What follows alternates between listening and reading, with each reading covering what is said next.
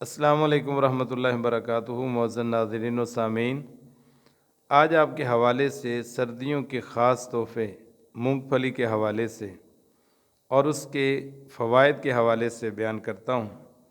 یہ مونگ پھلی جو آپ اسکرین پر دیکھ رہے ہیں، یہ سردیوں کا خاص تحفہ ہے اور اسے غریبوں کا بادام کہا جاتا ہے۔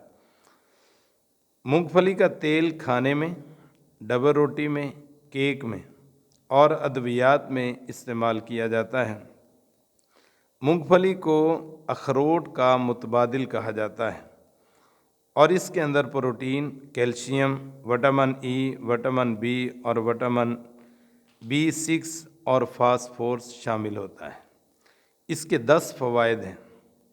پہلا فائدہ یہ ہے کہ مونگ پھلی کھانے سے انسان کے اعصاب مضبوط ہو جاتے ہیں، اور اس کا دوسرا فائدہ یہ ہے کہ جو دبلے اور کمزور لوگ ہیں ان کے لیے یہ بہت مفید ہے، ان کو زیادہ استعمال کرنی چاہیے۔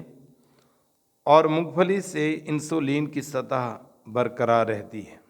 اور اس کا چوتھا فائدہ یہ ہے کہ خون کے لیے خلیے بنانے میں یہ مددگار ثابت ہوتی ہے۔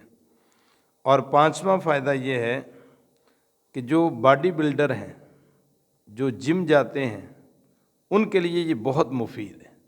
وہ اس کو مناسب تعداد میں روزانہ کی بنیاد پر استعمال کریں تو ان کے لیے بہت فائدہ ہے۔ اور اس کا چھٹا فائدہ یہ ہے کہ کینسر کے مریضوں کے لیے مناسب مقدار میں استعمال کی جائے تو ان کو بھی یہ فائدہ دیتا ہے۔